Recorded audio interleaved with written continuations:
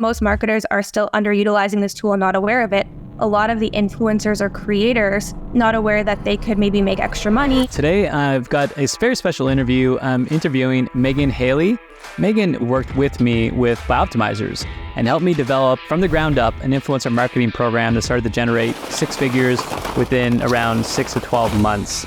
And it opened up new possibilities, new relationships, and just an ever-flowing opportunity funnel of new partnerships. And this built us a brand. This built new influencer marketing channels and assets and so many more things. So today we're going to talk about what she's doing because she's now moved on to developing her own company called Wellness Influence. And we're going to kind of pick her brain on the most advantageous ways to get started with influencers, the ways not to waste money, the most common mistakes and how to avoid them, and really just what are the trends that are emerging as things continuously change. So there's a software and you can do personalization to video messages.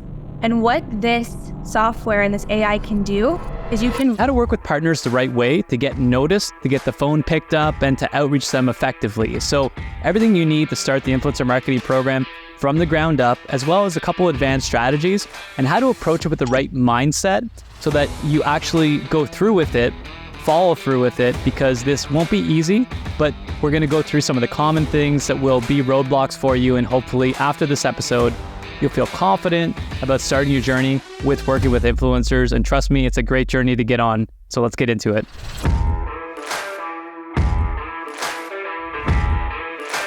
All right, Meg Hailey, welcome to the Partner Up Profits podcast. I'm excited to chat with you. We've chatted so much in the past and it's some of my favorite conversations. So welcome today. Thank you so much, Joey, for having me on. So excited to chat with you today. Before we get started, what's something interesting that people might not know about you? Well, that's a good question. I mean, if you don't follow my social media, then you wouldn't know that I'm really into competitive pickleball now. But if you do follow me, then that would be pretty obvious. One of the many surprises of Megan, and there's a few more I'd like to share. For those of you who don't know, Megan has been a big part of my life in business. And, we became good friends by working together with Optimizers and Utopia. And I was basically a team of one person around, it was like 6-7 years ago. I forget I'm horrible at timelines, but basically we were looking for somebody to come in and really start doing influencer marketing better than what we were capable of doing. So we did a lot of podcast ads, but then we were thinking we really need to get in the influencer game. So I had a strategy, I had an idea, but I wasn't really an influencer and I didn't really know the world. I just knew that there was an opportunity. Wade, our president, he had a conversation with you at an expo, I think. And I remember him talking about you and saying, this young lady, this young woman has a lot of potential. And we had a great conversation. I think she'd be a great fit. And I think 6 months went by and nothing really happened because we weren't really hired at the time. But then, to your credit, and one of the power moves, the Partner Up power moves that we go through each episode too, you didn't stop following up. You kept following up. You were relentless. And eventually we're like, okay, it's time to make her an offer. Let's get her on the team. Let's get going. So we went from a team of one, we grew the teams. And Megan, you're the first hire I think I actually did with the team and the company. So That's always cool. That's I'm honored. A special place in my heart. And we had some great times. And Megan was an integral part of building an influencer marketing machine with influencers and our brand and how it looked and how it felt and merch and everything. So your attention to detail for brands is one of the best I've ever seen. And I can't thank you enough for everything that you've done for me, for the company. And I'm just excited to share everything and all the wins you've been seeing with your own business as well, thriving. Wow, thanks for saying that, Joey. I mean, honestly, I was thinking about it, and really a lot of my current success in life and how I think and how I approach things is because of what I've learned from you, as well as Matt Gallant and Wade Lightheart, and how you guys shaped my way of thinking in my world to see things in a way of systems and process and growth and testing and all these things. And now I apply that to everything I do. And it's really been amazing. So I have so much gratitude to you, all you guys at Optimizers, for allowing me to even explore that. But going back to how we first met, actually, it's so funny because I met Wade Lightheart at a conference, and I was fresh out of undergrad university, looking for a position where I could use my nutrition background, because I'm a trained holistic nutritionist, as well as my new business degree, and help a company grow. And I met Wade at a conference, and we had some really incredible chats. And I left there with like a notepad full of like, look up this thing and read this book, all these resources. Wow, I'm a learner, and I love, if you give me any piece of advice or information, I love it. I take it and I run with it. And Wade did that. And I'm like, who is this guy? I have to follow up with this guy. I have to work for him. I have to be around him. Like, this is the vibe that I want for my future and for my career. And so I followed up with Wade, every excuse I could. And it's so funny because I was looking back to my emails and I was talking about so much nonsense, like, oh, I like read this book and I got this takeaway, and thank you for telling me about this podcast. And I would relate everything back to our conversation because, like I said, I got so much value from it. And I remember I just needed to stay on the top of his radar, like hire me, because they weren't hiring at the time, but I wanted to be in the front of his brain and not be ignored when that opportunity came. So I remember Canadian Thanksgiving came, and I wished him a happy Canadian Thanksgiving and sent him a nice message. And then American Thanksgiving came, and I remember he just moved to California. So I'm like, oh, I can wish him an American Thanksgiving too now. So I had more reasons, and I was sending more messages, and really, like, it was like 6 months. And then of course, he put me through the grueling hiring process with the cognitive assessment, the predictive index, like hours of all these tests and hours of interviews. And then finally I passed. And I think my official title at the time was affiliate manager, which was interesting because my role evolved into more of the influencer side of things. But that's how it all came to be. And I'm really grateful for that. And I think it set the tone for how my role with Biooptimizers did evolve with you over time and growing our amazing team and being able to learn from you and all those things that came with it. Yeah, I mean, that means a lot to me, by the way, so thank you. And you made it easy. Like, you were the first hire, but you're also a great learner, and you're eager, you're kind of like a captain, you lean forward. I love every part of that, and it was a great experience. But for those of you listening, listen, like, if you're looking to get hired by a great company, this is the approach to take. And you might say like you're looking to get hired, but you weren't really always coming at it that way. You're really looking to connect and just genuine connection. And I even if you're not looking to get hired, that's the way to stay alive in this business and this network, in my opinion. I often go in just with a how to support you mentality, of course, like we all do, but I genuinely do it. And I'm genuinely interested in the person and not just what I get out of this because I'm pretending to be in it for them, etc. Right? So I think there's a certain level of authenticity that you need to bring to the table. But if you're looking to get hired by a great company, that's the way to do it, all right? And it wasn't an easy journey, but never give up. And a couple of things I wanted to mention too. So first off, Megan is Pablo still with us? Is she or he yes around? Okay, so Pablo, the gender fluid buddy. Pablo's this wonderful little mascot bunny that came into Megan's life, and this bunny was in actual assets that we ran with the company, but she's originally from Canada. She likes country music, and she's in the pickleball. So like those are all really cool things. But more important to her skill set, guys, everyone listening to this podcast, like, tune in if you're looking to get into influencer marketing and do it the right way, including specializing in branding, product seeding, and a couple other things Megan's going to teach us on how to do today. But she does have 10 years of experience in marketing, both experiential and D2C. She's become an expert in strategic partnerships, understanding both the brand side and the partner/influencer side of deals, and how they can lead to the most optimal situations for both parties. She's the founder of Wellness Influence, and her main focus is launching influencer product seeding programs for mission-focused brands. And she's passionate about mental health, and she's the executive director of the nonprofit, the Open Chair Foundation. So an amazing backstory, all wonderful titles.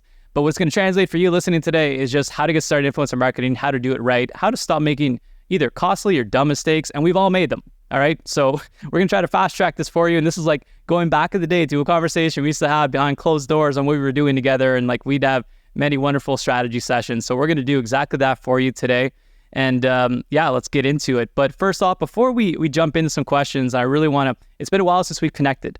on strategy. So I know you've learned a lot, and I've learned a lot. I want to like mind meld a little bit today.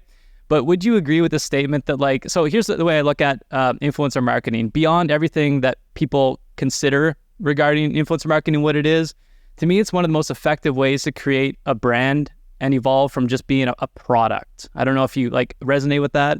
Yeah. And I think I'll take that one step further. And I think the real value behind influencer marketing for brands is the brand association.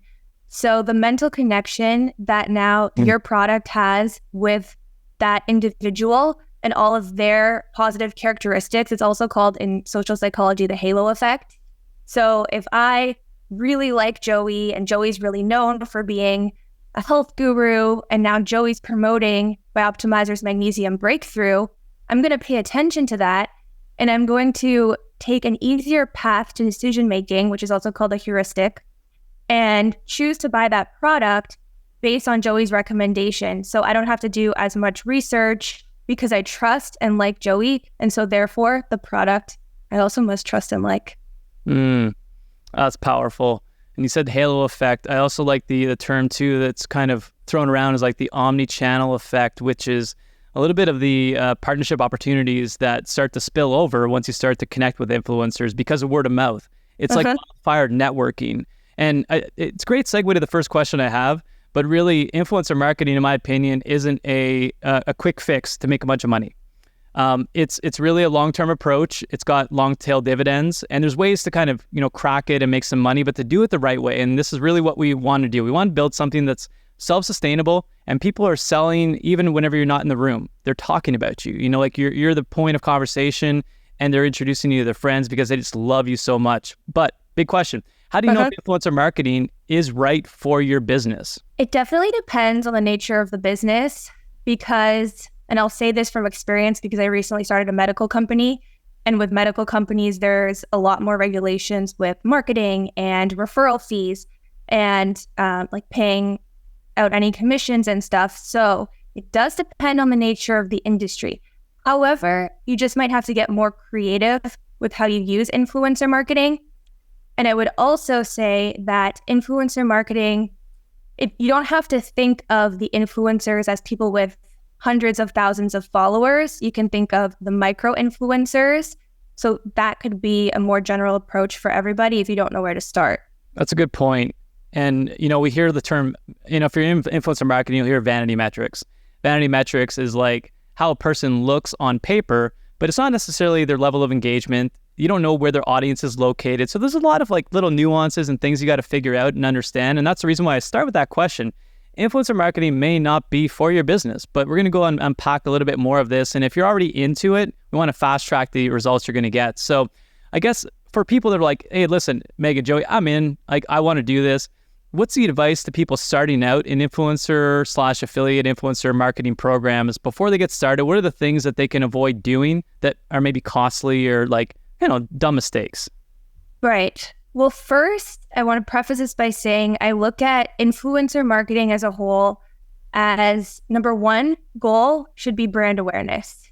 Number two goal should be content. And number three goal can be conversions, but in that order.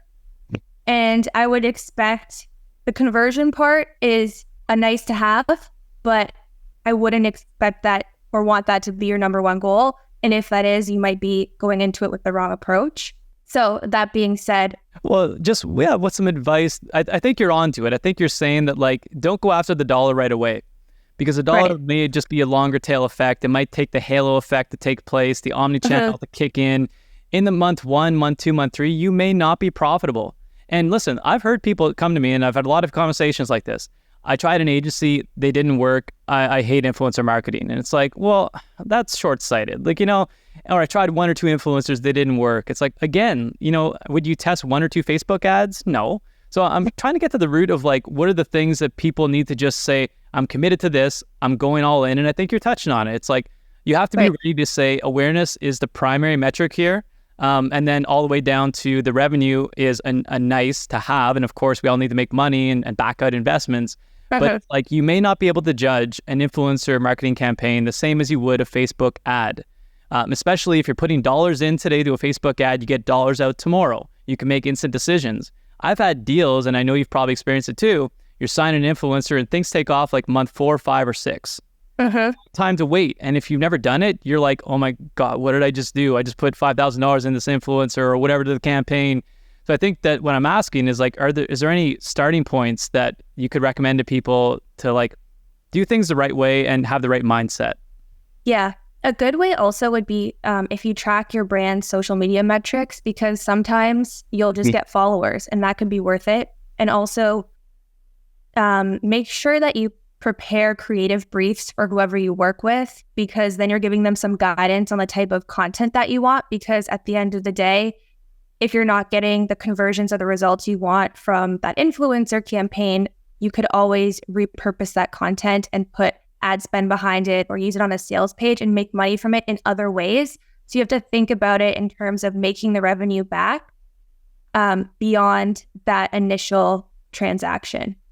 So that's one way to do it. And then I think also look at how you can start small, but I would say don't wait to get started. Just get started. Do something, because influencer marketing, it's evolving, it's growing, it's changing. The algorithm changes every day. The creator economy changes every day. So now is the time to get in, because you have to strike while it's hot, and it's still hot, and it's really, really growing. Start with product seeding, or what's also known as gifting campaigns, where maybe you don't have a big test budget to work with, but you want to try things out, get some feedback, see what type of content you can get back, or even what type of creators are responding to your product and who really likes your product and whose audience likes your product. So you can just gift people product, which means you're going to ship them a nice box or just whatever you have, because the influencers are also pretty mindful of startups and small businesses. And that's kind of nice that they respect that and are willing to work with you however they can.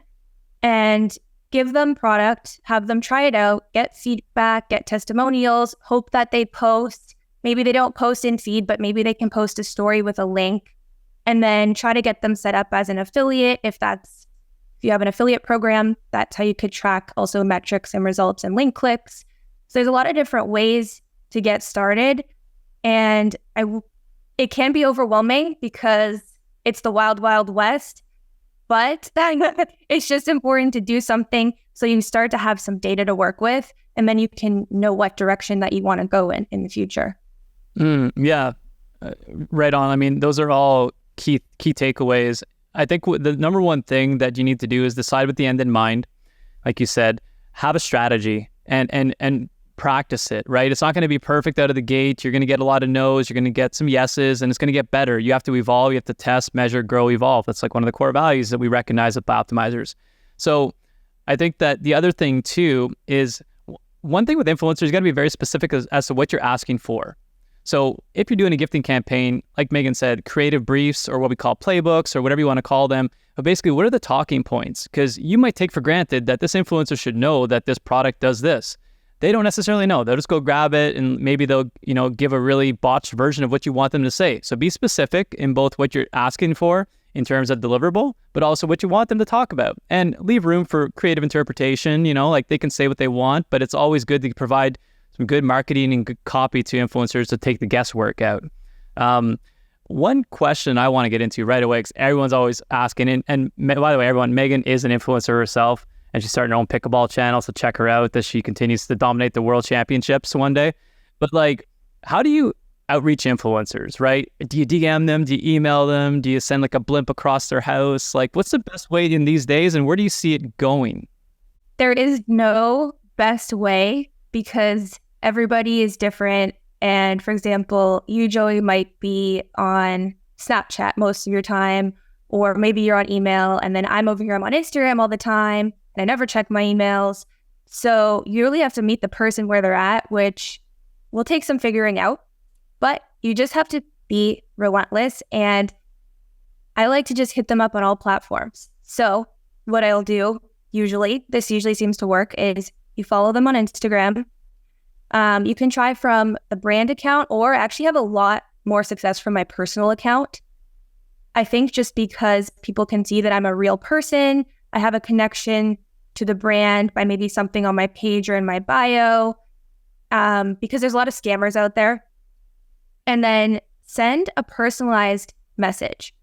So if I'm outreaching them on Instagram, I'll maybe follow them, like a few of their posts, send them something personal, like, hey, I heard you did this podcast interview, and the part where you spoke about how females should be investing in the stock market really resonated with me because I just don't hear as many celebrities talking about the importance of females investing.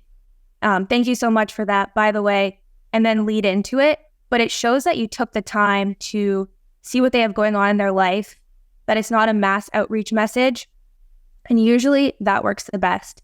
You could follow that up with an email or vice versa. So you could send that message over email and then follow up with them in the Instagram DM saying, hey, I sent you an email, would love to work with you. You always have to go into it thinking what's in it for them and standing out with like catchy subject lines, which I learned from you. So something they can't resist in the subject line to pique their curiosity or create an open loop, and hit them up on all angles. Also, really good for this, to get in touch with somebody if you can't for some reason find their contact information, is hunter.io. So you can scale their website and find all different emails associated with their domain. And then also what always works is the warm introduction. Social media and the internet give us so many tools and resources, and we can really look into people's lives and what they're interested in and who they're connected to. And maybe just by following someone on Instagram, you can see they also follow another person. That person was commenting on their photo, or they have a photo together, and they know each other and that person. And then it's just a matter of getting the introduction. So for me, I think that what resonated the most is there is no best way. And there really isn't. And it's so some people might ask, should I DM them or should I email them? I just like to cast, like, it's like a shotgun approach or a wide net, so try a bunch of different things. Some things are going to work, some things aren't. I'm a big measuring guy. I like to calculate, okay, how many outreach messages did I send? How many replies did I get from that one? Okay, it looks like my close rate's 25%. I'm going to try a different approach next week with a different set of people. And it's hard because everyone's different prospects, so how they behave is different. But you're going to start to get a benchmark. And that's really what you're trying to set. And then you're trying to beat that benchmark. It's just like anything related to sales. You're trying to beat your number in some way. Authenticity, I think that's another big one. Now, how can people be genuine and authentic? And I think you touched on them. And I'll give you an example before you answer.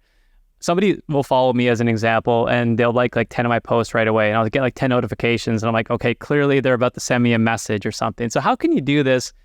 Maybe or what's the impression people get when you're doing this, and they kind of see through it? It's like, obviously she's making an effort, but she also wants something from me. Or do you feel like they don't really tune into that, and they're just thankful that, that you're actually making an effort as opposed to just kind of mass spamming them? I think it depends on what you're going in with and what your message says. Because if you're offering to send them a package of pretty high value items that they might be interested in based on their profile, what you can see about their interests, then they might be happy to just get that free package. And also in the wording, I like to word it with no obligation, because there's so much pressure, and the last thing that the influencer or the creator wants is you to come back and be like, hey, I sent you this and you didn't post, which some brands have done to people, which I think is horrible practice. But that's so transactional, but it happens. So going into it with hey, just wanted to send you this, I would love for you to try it, I would love your feedback. So kind of asking for almost advice, you value their opinion. No obligation to post, let me know your best address, and I'll send it out right away. I've also seen something cool that I haven't done this yet, but I'd like to share it with you because I could see you doing something really cool with it for Bioptimizers. And if I was still in my position, I would test this out.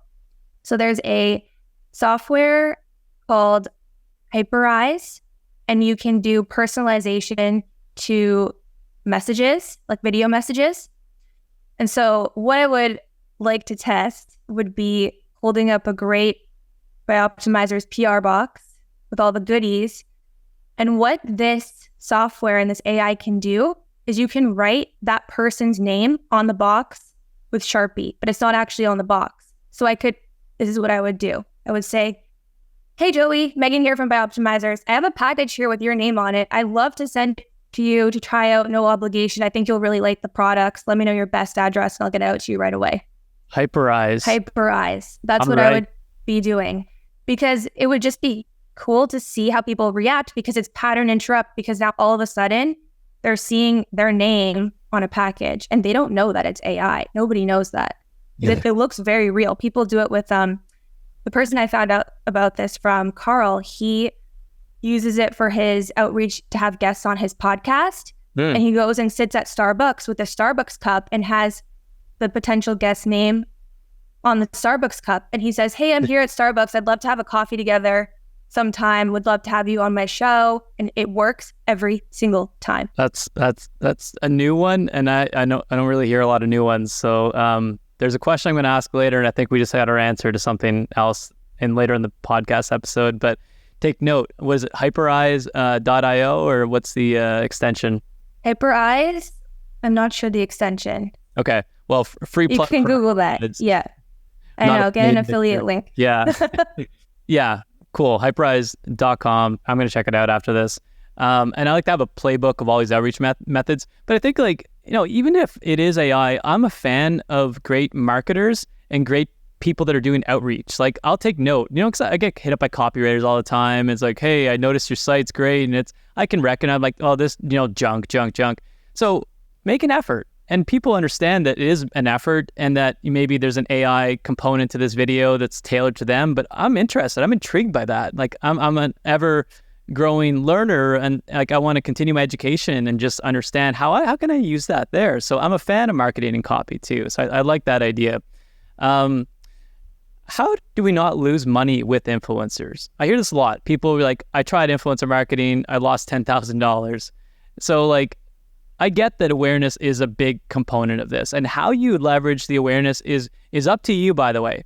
The influencer's responsibility, I just want to like preface this with like, if you're not doing anything with the marketing asset to your advantage, then yeah, you're wasting your money in a really dumb way, in my opinion. Because you have a plan, you're expecting not just to hit and make $10,000 back. No, it's not going to cut it. And I've flown like that a couple of times, and that's reckless. And I'm trying to learn how to leverage things better, both from like, let's use it in our marketing asset. Let's use it in a Facebook ad. And you have to do some licensing. There's some agreements to be done. But like, is there anything else people can do to not just send $10,000 out the window with an influencer, or like develop the mindset on how to leverage these pieces in a more beneficial way? Yeah, that's a great point. It is all about the mindset going into it, because you can't be naive and think that $10,000 on one post is going to come back and make you millions. And that's never going to be the case. And you as the marketer are responsible for making that asset make money. So you have to have a plan for that. And also it has to be in alignment with all of your other marketing goals. So it's really important that the whole team is in sync. Okay, what are our campaigns? What's our focus? And then from there, you as the influencer marketing manager can build now your own campaigns and go after those people to work with that fit those goals, that support the rest of your department or the rest of your organization. So different ways to repurpose it. You could post it on your brand's Instagram page or social media channels. That's a good one. One that's often underutilized, or maybe just a lot of marketers still don't know about it, is the whitelisting. It's also called dark posting, and they've been changing the name of it. But it's essentially where the post gets run through Facebook Business Ads Manager through the creator's account. So in your case, it wouldn't be a Bioptimizers listed ad. It would be under Meg Hailey on my account, and I would be promoting your products and your links, and you would be putting the ad spend behind it. But it's a little bit more inconspicuous to the consumer, which tends to perform better because it doesn't look as much like an ad. It looks like Meg Hailey posted this and it's coming up organically in somebody's feed. So you can use influencer content like that to make the money back, but you absolutely have to have a plan, at least if not just why you're trying to build up your content arsenal, because content is money. The influencer isn't necessarily money, but their content is. And getting the rights and usage of that should be a critical part of the deal, because if I'm going to pay you $10,000, if I can't use that piece of content, this is the biggest mistake that most people new to influencer marketing make. They don't get the rights and usage. Then you're never going to see that money again because you can't do anything with the asset. It's useless. It's so true. And I'm thinking of like other ways that I've leveraged pieces. So one, influencers also provide personality to your brand. It makes it look like, oh, people are trying this product. It's not just so corporate style, you know what I mean? It adds some personality, it adds some faces to it beyond just you telling people, my product's the greatest. But you have people vouching for you now. So that's obviously the awareness component. But then also understanding what to do with the assets. So marketing materials, getting the licenses in place before or after or during, but making sure that you know that. And it's really having like an exit strategy. Exit's maybe the bad word, but it's like a productive strategy, what you're going to do with this influencer beyond just, I need to make that $10,000 back from this post. That's not going to probably be the case in most, maybe 80% of the time. So I like the idea of the UGCs. And just for those people who are kind of tuning in, there's different ways to say it. You might have heard dark posts, creator licensing, whitelisting. You kind of touched on it a little bit. Maybe like what makes UGC so powerful? And if people have never heard that, creator licensing and whitelisting, is that easy to get into? Like, how hard is it to set that up on your own if you're like just starting in this? A lot of people don't know how to do it, and they don't have the figure it out attitude to try to figure it out, because it's not that difficult.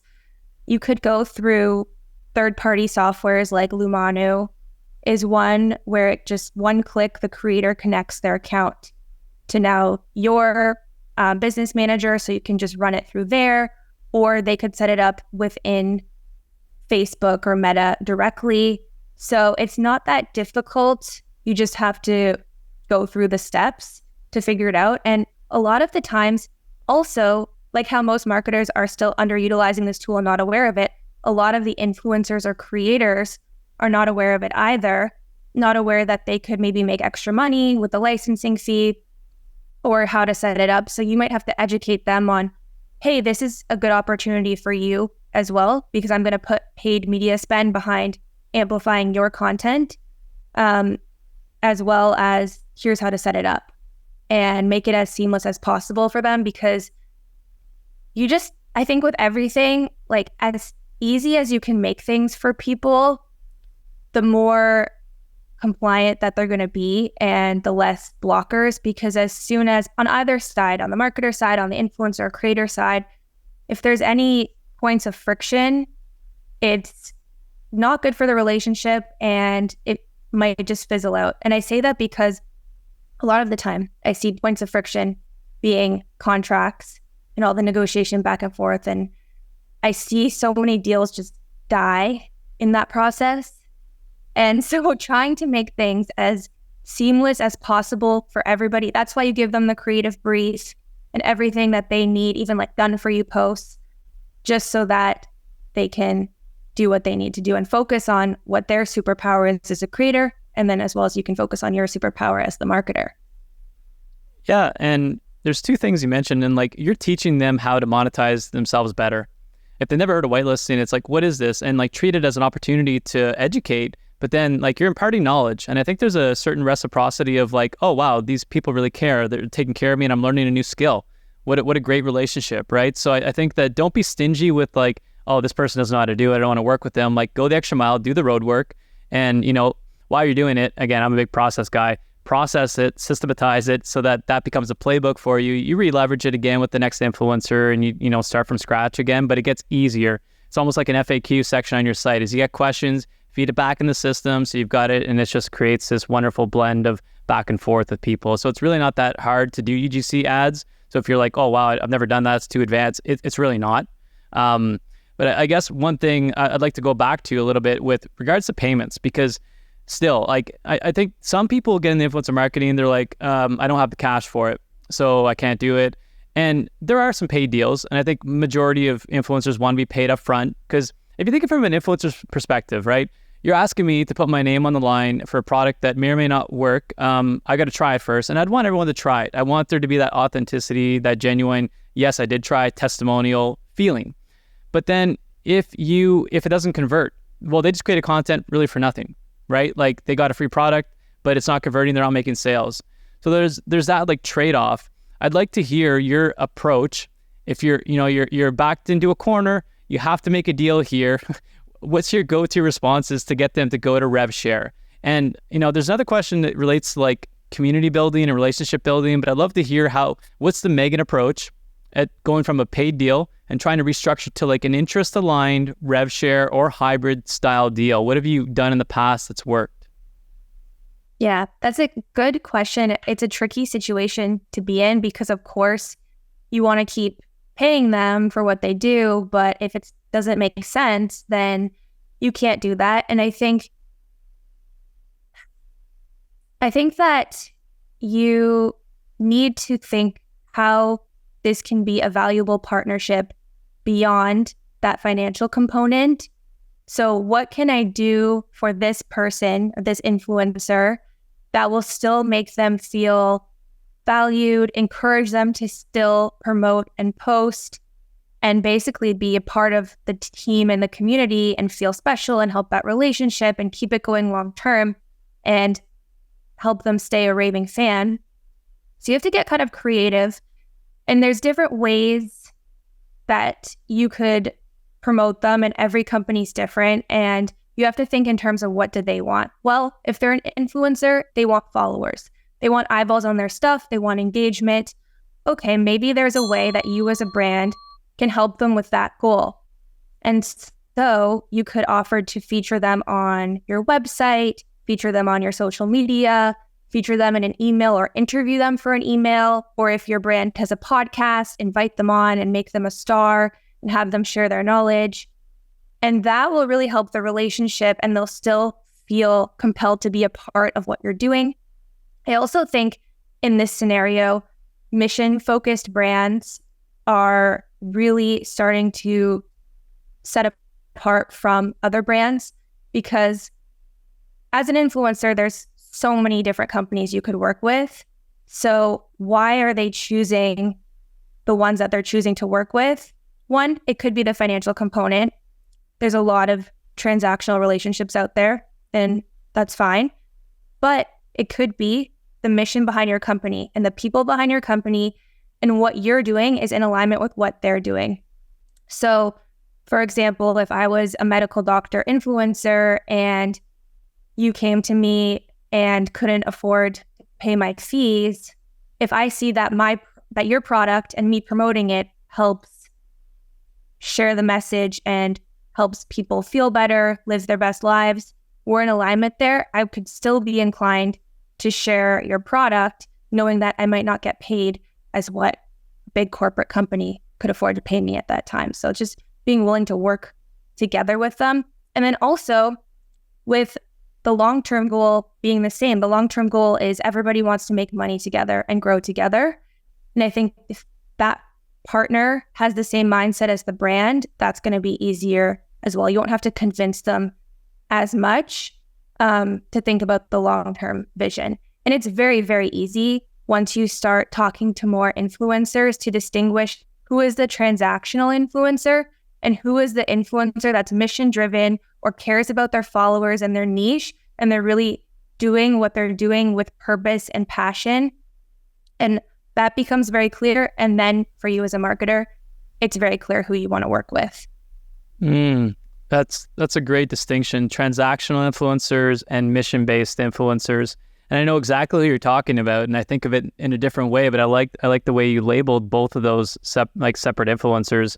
And I'll also add a little thing that I've done in the past. If there's somebody you really want to work with, I'm willing to pay the first paycheck just to get the intro started and get the relationship started, but then come back and be like, I'd love to continue working with you. We're doing decent, but unfortunately, the payments just don't make sense. And you can focus on the ROI, right? And at that point, it's up to the influencer to say, do I believe in this mission? Do I believe in the story enough that I want to continue at this with a different structure, being a hybrid deal where maybe you're paying 50% of the rate or whatever you guys decide on and taking a cut of the commissions? That's the influencer you want to work with, because it's somebody that understands the needs of business, but also respects themselves enough to say, I still need a bit of payment. I want to be accountable to you, but I also, also want commissions, etc. So that's the ultimate influencer. Now, can you get away with transactional influencers? I think so. Like UGCs can still be produced at, there's sites, I don't know, like Billio, there's a couple other like UGC sites. I don't know which ones the best ones are because we don't use them that much. But like really my goal is to develop those emotional, story-based / purpose-driven mission influencers because they're loyal. And I know that I really admired the way you paid attention to that from the beginning, both from like, how does the brand look? How does it feel? What are people talking about beyond just how much money are we making? So what are some like tips to create that wonderful community as you build this influencer army or influencer family, for a more friendly term? Yeah. The community aspect is probably the most powerful thing that any brand can build for their longevity and staying power and relevancy if they want to be sustainable long term. The best partnerships or influencers or ambassadors or creators are always the ones that come inbound. They're already on board with what you're doing. They're already begging to work with you. Those people are a dream come true. And as your company and your brand gets bigger and bigger, those will come through the pipeline more frequently. So that's always awesome to have, but it does take time to get to that point. So building your community of people that are like-minded, the mission thing, once again, so important. Everybody's on the same mission. It's very clear. And bringing those people together. And I think that's what a lot of brands are missing the mark on right now. And what I'm seeing with ambassador programs that are being built is they're building ambassador programs or influencer programs, but they're not building community. And they're actually looking at it differently. They're looking at it as though their customer base is their community. And that's fine, and that's its own community, but that's not your community of raving fans. Your ambassador or influencer group, that's your community of raving fans that are going to tell everybody about you word of mouth. They're going to share on social. They're going to be eager to try and test out your new products before they launch.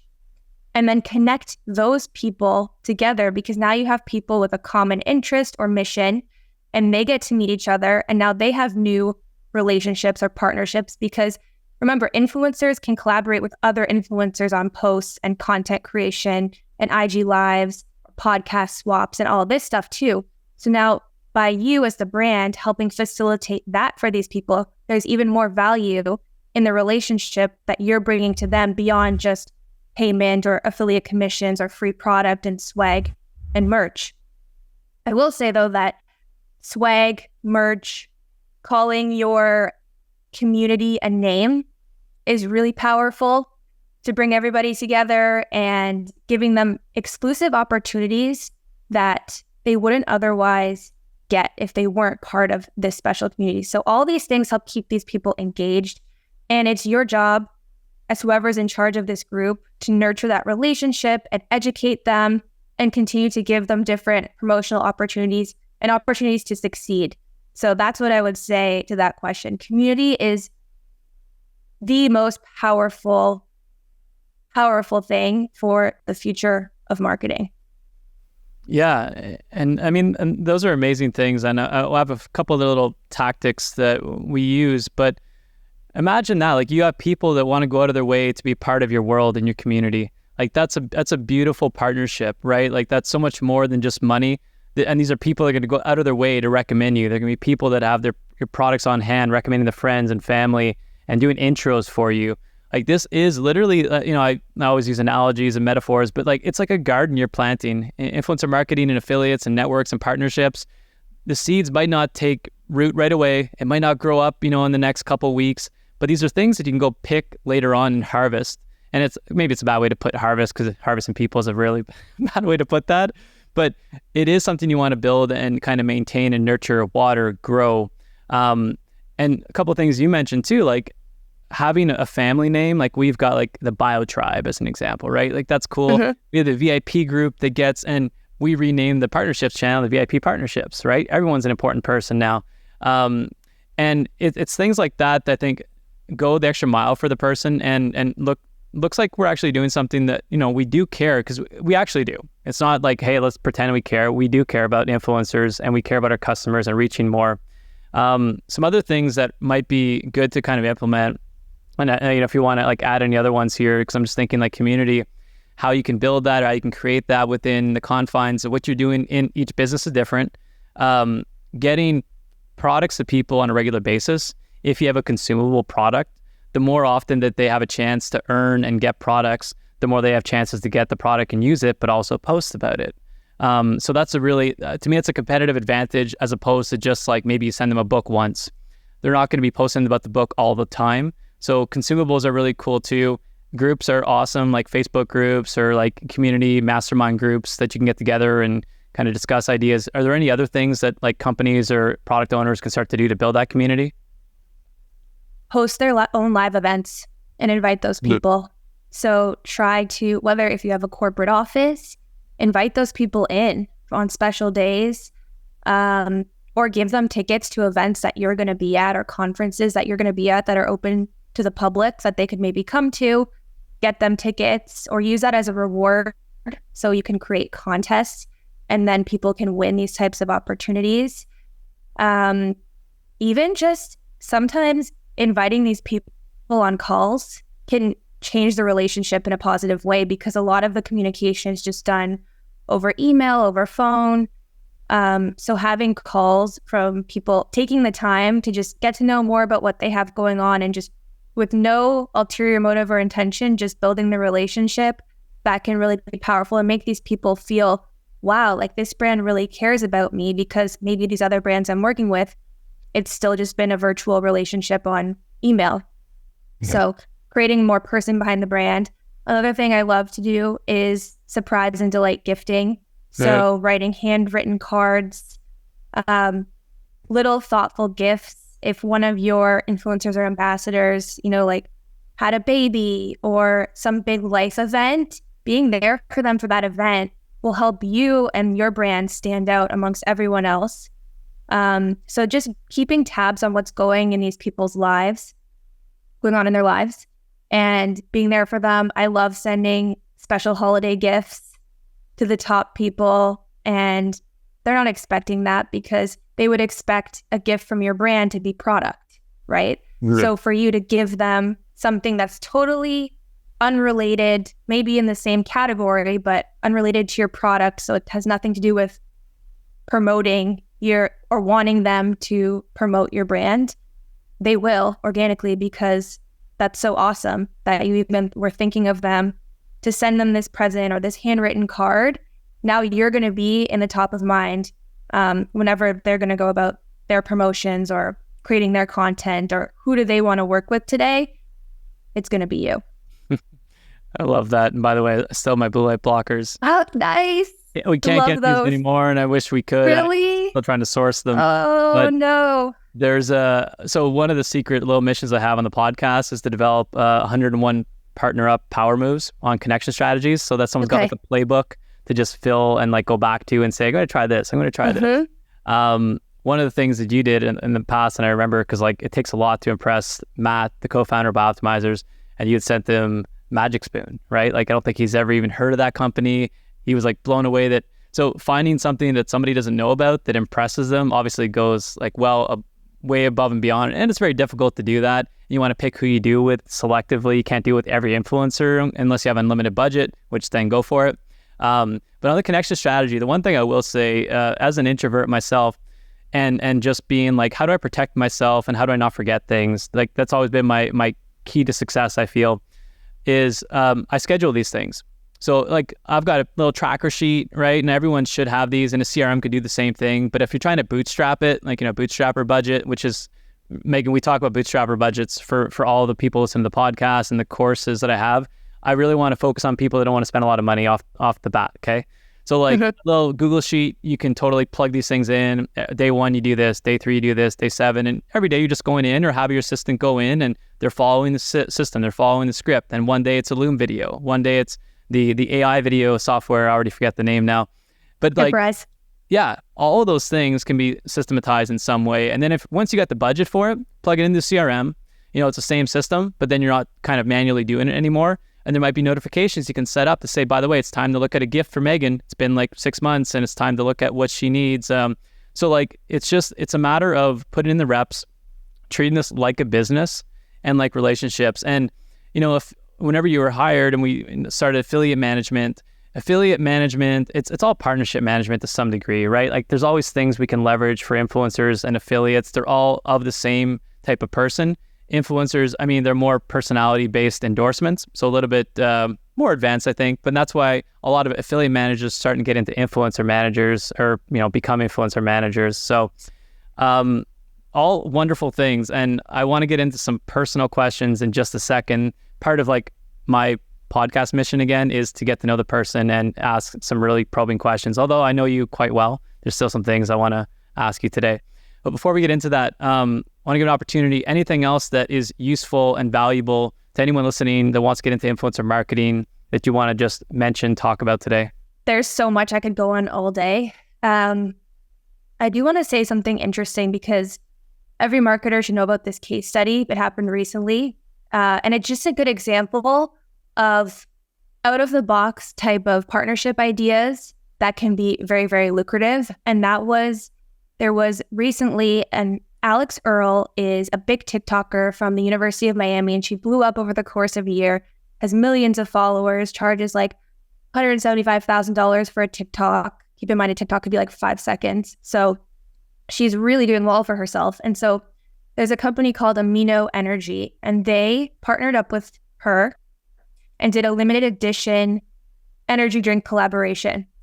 And they sold out in less than 24 hours of launching. All they did was launch it on her TikTok, and they did a party in Miami and sold out. They made millions and millions of dollars. And the reason why this is a really incredible case study is because when it comes to influencer marketing and monetizing, a good way you can monetize if somebody has a really engaged audience and they're really respected and a thought leader is you could do limited edition collaborations, limited edition product runs using that person's likeness and their name as social proof to generate hype and sell that product, and also use the concept of scarcity so that people are rushing to order it or pre-order it before it sells out so that they can get what's cool and trending.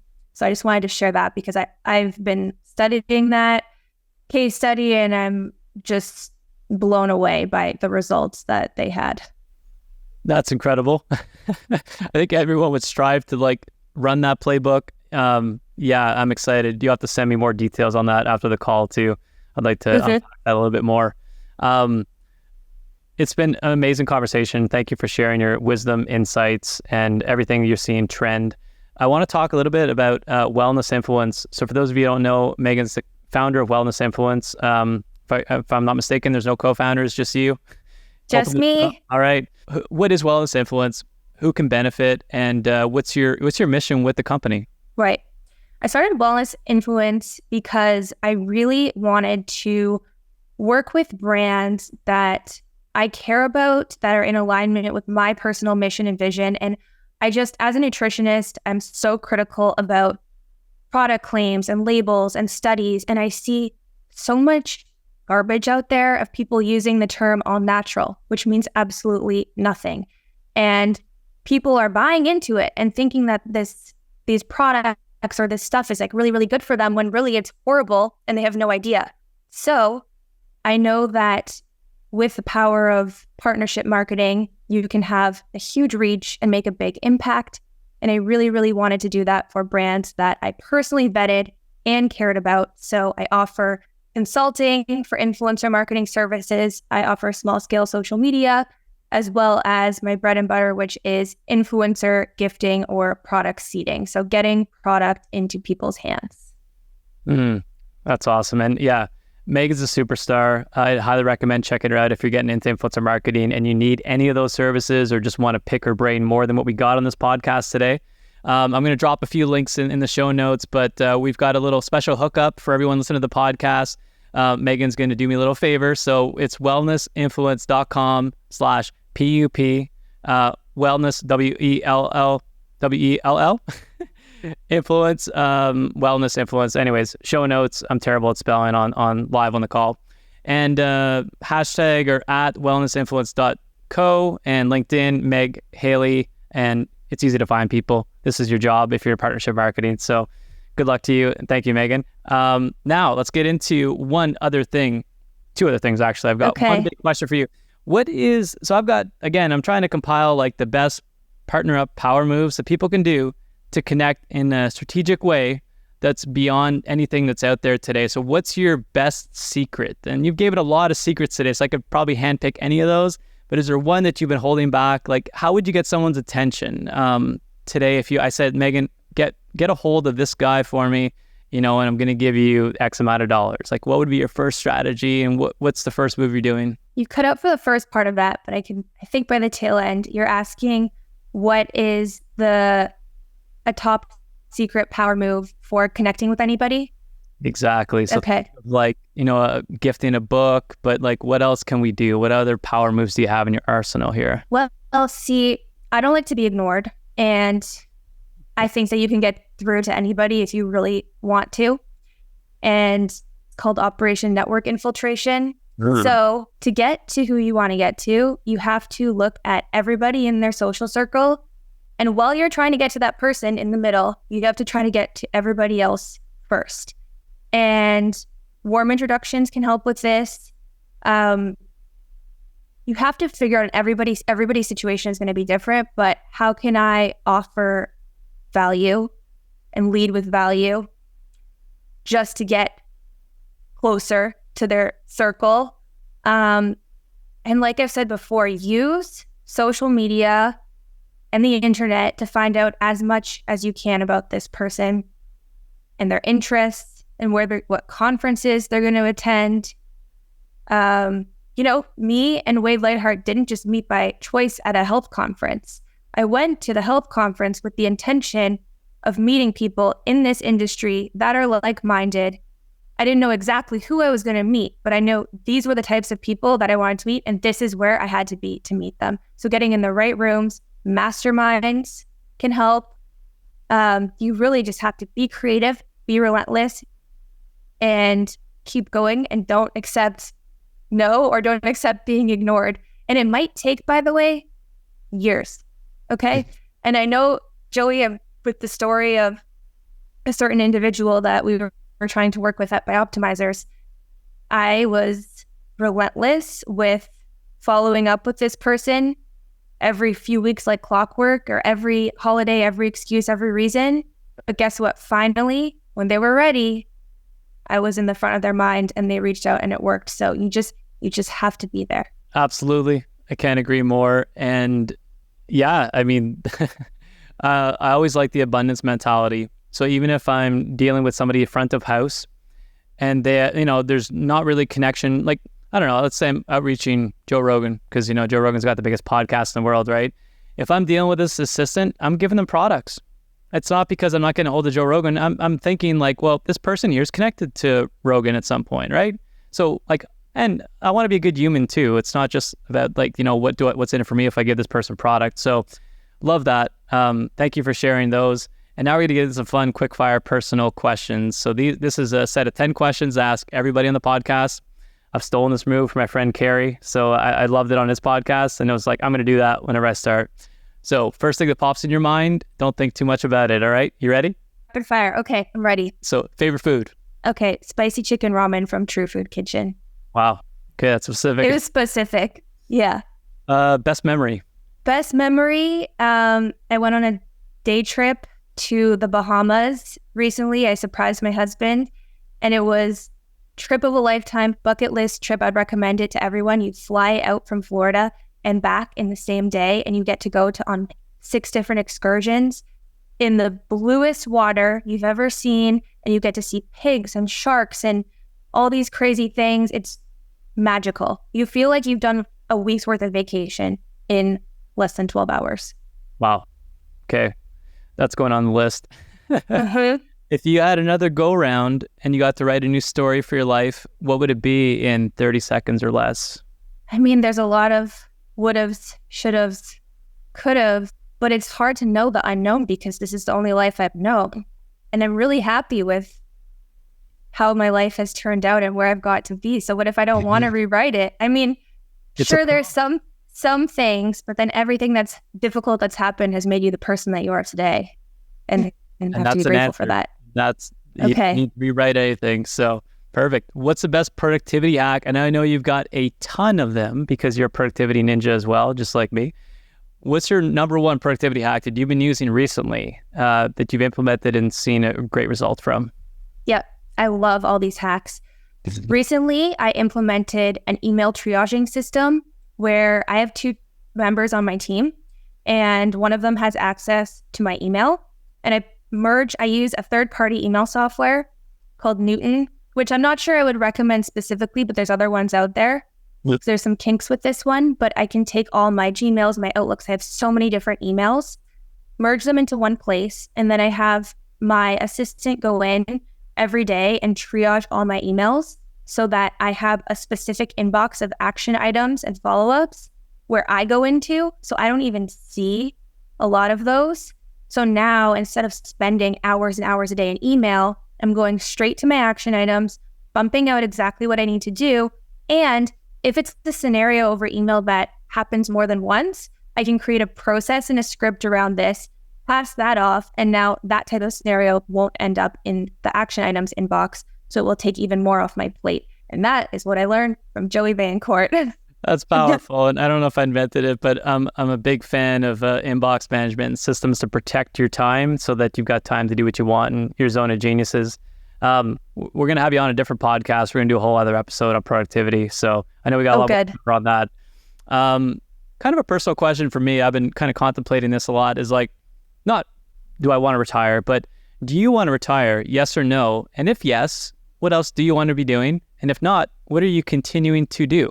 You know, sometimes I think about that, and I think about the people who live and people close to me that have lived their whole life doing the right thing and what they needed to do to take care of their families and everything, maybe not their passion, until retirement, and then they only start living for themselves. And that's at like age 60, 65, and that's so sad. And I think about my life right now and what I've done and accomplished, and I think if I was to retire now, I don't think what I would be wanting to do would be very different from what I'm doing right now. I just play more pickleball. But I mean, I really think that right now, on the right path, helping the people I want to help, doing what I want to do, taking care of my family. And so I guess the answer is I don't really see myself retiring because I think I would just become bored and depressed, and then I would start a bunch of businesses probably. Yeah, most entrepreneurs, it's like if I was retired, I'd start more business, which is not really retirement. Yeah, that's not retirement.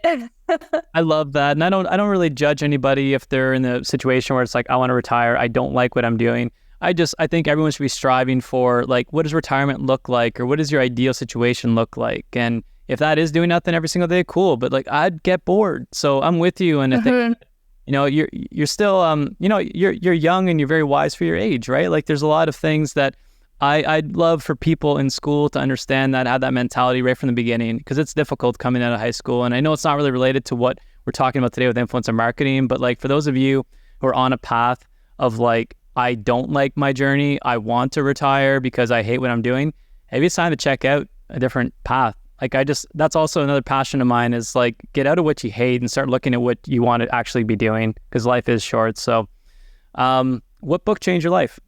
The Untethered Soul is one I always go back to reread every year. I love the messages in that book, all about making peace with your mental space and forgiveness and gratitude and knowing yourself and trusting yourself. There's a lot that can be discovered in your own mind. So I really love that book. I'm going to take note. By Michael Singer. Michael Singer. Okay. What do you want to be remembered for? My personal mission is really to help people feel their best every day and live really healthy lives. And that's also from my own past of going through so many health struggles, becoming a nutritionist to live this purposeful life, and now why I work with specific health and wellness brands that are also on the same path, as well as I started a functional medicine clinic to help people with longevity, functional medicine, peptides, anti-aging, all that stuff because, well, I was doing it anyways, so I might as well start that company. And I see the future going that direction, but really it's how can it help as many people as possible? And it doesn't have to be always through like physical ways. It could be maybe I've said something to someone that caused their mindset to shift and they thought about something in a different way. Really just helping people be their best selves. Yeah, I think that's a great legacy to consider. And I like that one a lot.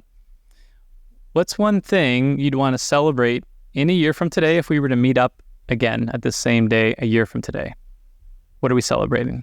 I mean, a year from today, I'm a part owner in an energy drink company that's really fast growing. And Joe, I'd love to send you some sometime when you're in the States. Can't go to Canada.